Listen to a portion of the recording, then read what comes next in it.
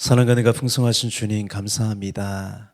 주의 그 크신 사랑으로 오늘도 주님 우리를 붙잡아 주시고 안아주시고 함께 하시니 감사합니다. 날마다 이렇게 하나님의 사랑을 찬양하며 살 수 있게 하시니 감사합니다. 오직 주님을 앙망하며 주님을 바라보니 이 시간 하나님의 은혜를 부어주시옵시고 하나님의 사랑으로 가득 채워 주옵소서. 감사하고 찬양하며 예수님의 이름으로 기도합니다. 아멘. 예, 할렐루야. 오늘 시 63편 볼 차례입니다. 우리 다 같이 읽겠습니다. 하나님이여 주는 나의 하나님이시라. 내가 간절히 주를 찰 때 물이 없어 마르고 황폐한 땅에서 내 영혼이 주를 갈망하며 내 육체가 주를 앙모하나이다. 내가 주의 권능과 영광을 보기 위하여 이와 같이 성소에서 주를 바라보았나이다. 주의 인자심이 생명보다 나음으로 내 입술이 주를 찬양할 것이라. 이러므로 나의 평생에 주를 송축하며 주의 이름으로 말미암아 내 손을 들리이다. 골수와 기름진 것을 먹음과 같이 나의 영혼이 만족할 것이라. 나의 입이 기쁜 입술로 주를 찬송하되 내가 나의 침상에서 주를 기억하며 새벽에 주의 말씀을 작은 소리로 읊조릴 때에 하오리니 주는 나의 도움이 되셨음이라. 내가 주의 나에게 그리늘에서 즐겁게 부르리이다. 나의 영혼이 주를 가까이 따르니 주의 오른손이 나를 붙으시거니와 나의 영혼을 찾아 멸하려 하는 그들은 땅 깊은 곳에 들어가며 칼의 세력에 넘겨져 승령의 먹이가 되리이다. 왕은 하나님을 즐거하리니 주께 맹세한 자마다 자랑할 것이나 거짓말하는 자의 입은 막히리로다. 아멘. 시 63편의 표제는요, 유다 광야에 있을 때입니다. 다윗이 서울에 쫓겨 주로 있었던 것은 광야였어요. 이스라엘의 지형을 보면요, 예루살렘이 해발 743m의 높은 곳에 있어요. 서쪽으로는 비옥한 땅이 펼쳐지고요, 동쪽으로 가면 사해로 내려가는 광야가요, 남북으로 길게 있어요. 그래서 광야는 1절에서 언급하듯이 물이 없어 마르고 풀 한 폭이 없는 황폐한 땅이에요. 우리나라에는 광야 같은 사막이 없어요. 하지만 성경에는요, 이 광야가 익숙한 곳이에요. 이스라엘이 40년간 광야 생활을 했어요. 하나님은요, 40년의 광야 생활 동안에 낮에는 구름 기둥과 밤에는 불로 인도하시고 보호하셨어요. 또 그 광야에서 반석에서 물을 내시고 하늘에서 만나를 내리셨습니다. 그래서 그 이 광야는요, 하나님의 은혜가 있었던 곳이에요. 이스라엘이 광야 생활을 기억하면서 그 기념하는 절기가, 기억하는 절기가 초막절인데, 예수님은요, 명절 끝날 이렇게 말씀하시죠. 누구든지 목마르거든 내게로 와서 마시라 라고 하셨어요. 이제 광야에서 다윗이 하나님께 어떤 기도와 또 고백과 찬양을 부르는지 한번 볼게요. 시의 시작입니다. 다윗은 하나님의 이름을 부르며 하나님을 찾고 갈망하는 거예요. 하나님이여 주는 나의 하나님이시라. 다윗은 하나님을 주 나의 하나님이라고 고백합니다.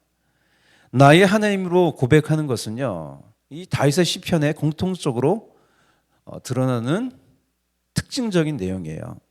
그 유명한 시 23편도요, 요한은 나의 목자시니 라고 시작하죠. 우리의 기도와 찬송도요, 하나님이 나의 하나님이시기에 가능한 거죠. 다윗이 하나님을 깊게 경험하고 신앙이 더 깊어진 이유는요, 하나님이 광야로 다윗을 이끌어 주셨기 때문이에요. 하나님이요, 애굽에서 이스라엘을 구출하여 광야로 이끄셨어요. 그것을 하나님은 자기에게로 이끌었다고 해요. 우리도 마찬가지입니다. 우리에게 아무도 도울 힘이 없는 광야에 있다면 지금이 하나님을 깊이 만날 기회라는 거예요. 그래서 이렇게 되어 있죠. 내가 간절히 주를 찾 때 물이 없어 마르고 황폐한 땅에서 내 영혼이 주를 갈망하며 내 육체가 주를 앙모하나이다. 다윗은요, 하나님을 간절히 찾습니다. 이 영혼의 갈망은요, 물을 찾는 목마름이에요. 갈망하는 거죠. 물밖에는 목마름을 채워줄 수 있는 것이 없죠. 영혼의 물은 무엇입니까? 그러면 하나님이세요. 또 앙모한다는 것은 뭐냐면 히브리어로 카마은데 성경에서 이곳이 유일합니다. 육체에 아무것도 먹지 못함으로 굶주리고요, 수척하여 먹을 것을 열망하는 거예요. 그게 앙모한다는 의미죠. 그래서 이 표현은요, 온 존재가 오직 하나님을 간절히 원한다는 거죠. 그래서 2절 이렇게 되어 있어요. 내가 주의 권능과 영광을 보기 위하여 이와 같이 성소에서 주를 바라보았나이다. 다시 갈망한 것은요, 하나님의 권능과 영광이었어요. 그분의 권능과 영광을 보기를 원했습니다. 성소에서 주를 바라봤다고 하는데 구약 성전 안에는 성소가 있었어요. 성소는요, 세상에서 분리된 그 거룩한 장소였어요. 하나님의 임재가 있는 장소였습니다. 이 성소로 번역된 단어가 코데시라는 단어인데 카다시에서 나왔어요. 거룩, 분별에서 유래했습니다. 다윗은 이곳 광야를요, 하나님의 성소라고 불러요. 내가 하나님을 갈망하는 자리가, 그 자리가 어디일지라도 그곳은 거룩한 성소입니다. 처음부터 이렇게 갈망으로 시작하는 성경이요, 아가서예요. 아가서가 이렇게 시작해요. 내게 입맞추기를 원하니 내 사랑이 포도주보다 나음이로구나. 입맞춤은요, 헬라어로 프로스키네어라고 하는데 신약 성경에서 예배를 말할 때 쓰는 말이에요. 그래서 아가서는요, 노래 중에 노래, 겉으로는요 좀 세속적으로 보이지만 가장 영적인 책이에요. 갈망하는 책이죠. 세상의 시스템은요, 끊임없이 헛된 것을 갈망하도록 유도합니다. 하나님을 떠난 세상은요, 탐욕으로 건설된 세상이에요. 사람에게 있어 무엇을 갈망하는가가 중요하죠. 사람은요, 갈망하는 그것으로 규정되고요, 그것을 위한 존재가 되는 거예요. 돈을 갈망하는 사람은요, 돈에 예속되고요, 명예를 갈망하는 사람은요, 명예에 예속돼요. 육체의 쾌락을 갈망하는 사람은요, 쾌락에 예속됩니다. 한마디로 부속물이 된다는 거예요. 하나님을 갈망하는 곳이 성소입니다. 하나님을 만나고요, 은혜를 누리는 유일한 방법은요, 하나님을 갈망하는 거죠. 하나님을 갈망할 때 누리는 복은요, 오늘 본문에 하나님의 인자 헤세드예요. 이 헤세드는요, 긍휼, 용서, 친절, 사랑, 하나님의 성품이죠. 한마디로 하나님의 선하심이에요. 우리 3절에 이렇게 되어 있어요. 우리 63편의 주제 구절이에요. 주의 인자하심이 생명보다 나음으로. 이 다윗은요, 주의 인자하심이 생명보다 낫다고 합니다. 그렇다면 생명은 무엇일까요? 자신의 생명일까요? 이 단어는요, 히브리어 하임이라고 하는데, 하임은요, 살아있고 존재하는 모든 것을 가리키는 이 광범위한 말이에요. 그래서 이 동식물이나 흐르는 물도 또 어떤 것을 포함하냐면 무형적인 것도 포함하는 거예요. 그래서 광범위한 말이에요. 그래서 3절을 지역한다면 이렇게 할 수 있어요. 주의 인자하심이 존재하는 어떤 것보다 낫습니다. 오늘 제목이죠. 왜냐하면 모든 존재하는 것이요, 하나님의 인자하심으로부터 나왔기 때문이에요. 모든 존재의 근원은 뭐예요? 하나님의 헤세드예요. 나의 존재도 하나님의 헤세드의 산물이에요. 오직 하나님을 향한 갈망이 찬양으로 이어져요. 그래서 이렇게 되어 있죠. 내 입술이 주를 찬양할 것이라. 할렐루야. 예. 내 입술이 주를 찬양한다는 것은 온 존재에 흐르는 기쁨이요, 입술로 표현된다는 말이죠. 왜냐하면 내 마음에 있는 것이 말로 표현되기 때문이에요. 그래서 사람의 말을 들어보면요, 그 사람이 어떤 마음을 가지고 있는지 느낄 수가 있어요. 그래서 말에도 표정이 있는 거예요. 하나님의 사랑은요, 나의 마음을 채우고요, 넘쳐서 노래하게 만들어요.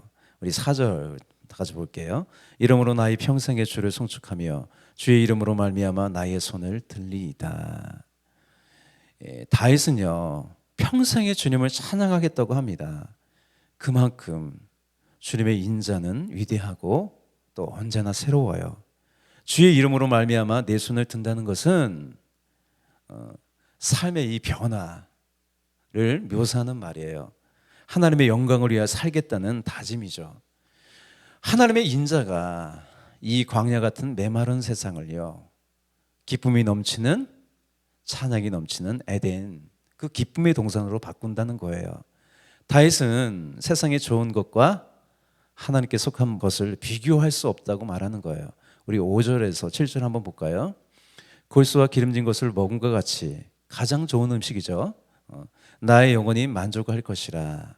나의 입이 기쁜 입술로 주를 찬송하되 내가 나의 침상에서 주를 기억하며. 할렐루야. 새벽에 주의 말씀을 작은 소리로 읊조릴 때에 하오리니 주는 나의 도움이 되셨습니다. 내가 주의 날개 그늘에서 즐겁게 부르리이다. 할렐루야. 천상의 것과요 땅의 것은요 분명한 질적인 차이가 있어요. 우리는 땅의 것으로만 사는 존재가 아니에요. 하늘의 것으로 사는 존재죠. 하나님 말씀으로 살고 하나님의 그 인자하신 가운데 그 사랑으로 사는 존재라는 거예요.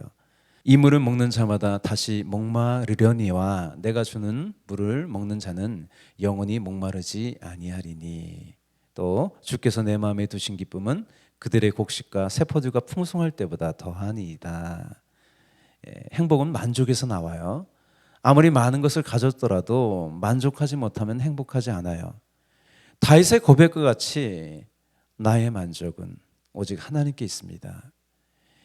여기 날개 그늘 아래 피한다고 하는데 병아리에게 가장 좋고 안전한 것은 오직 어미의 날개 아래 그 품 안에서 사는 거죠. 마찬가지로요. 우리에게요 존재하는 어떤 것보다 좋은 것은요 하나님의 품 안입니다. 하나님의 품 안에서 모든 갈증과 두려움은 사라지고요 참된 만족을 누리며 찬양하는 거죠. 이제 하나님의 그늘 아래서 이 광야 같은 세상은요 두렵지 않아요. 우리 본문 8절에서 10절 세번역 성경으로 볼게요. 이 몸이 주님께 매달리니 주님의 오른손이 나를 꼭 붙잡아 주십니다. 나를 죽이려고 노리는 자는 땅 아래 깊은 곳으로 떨어질 것이다. 그들은 칼에 맞고 쓰러지고 그 죽음은 승냥이의 밥이 될 것이다. 안타깝지만요 이 다윗의 목숨을 노리던 사울이 이렇게 되었어요. 사울의 비극은요 처음과는 다르게 하나님을 갈망하지 않고 점점 사람들이 추구하는 것을 갈망했기 때문이에요. 그 욕심에 점점 매몰되어 점점 피폐해진 거죠. 누구든지 목마르거든 내게로 와서 마시라. 할렐루야. 우리의 삶의 원천이 주님이세요. 그래서 오직 주님을 갈망하십시오. 그 갈망의 시작은요 1절과 같이 하나님을 나의 하나님이라고 부르는 것에서 시작됐어요. 다윗은 마지막에 이렇게 고백합니다. 이 고백은요 그 고백이요 하나님이라고 부르는 고백, 그 갈망이 헛되지 않다는 거예요. 우리 11절 한번 볼까요? 왕은 하나님을 즐거워하리니 주께 맹세한 자마다 자랑할 것이나 거짓말하는 자의 입은 막히리로다. 오직 하나님을 갈망하십시오. 그러면 하나님을 즐거워하며 만족하며 찬양하는 그 복된 삶이 계속됩니다. 할렐루야. 우리 기도하겠습니다. 사랑과 은혜가 풍성하신 주님 감사합니다. 이 광야 같은 세상에 살지만 날마다 하나님의 이름을 부르며 또 하나님을 갈망하며 그렇게 나아가게 하시니 감사합니다. 하나님이 그 인자하심으로 우리를 감싸 주시고 날마다 찬양하는 귀한 인생, 복된 인생 되게 하시니 감사합니다. 오늘도 그 인자하심을 찬양하고 노래하면서 또 행복하게 오늘 하루도 살아갑니다. 주님 함께 하시니 감사하고 찬양하며 예수님의 이름으로 기도합니다. 아멘.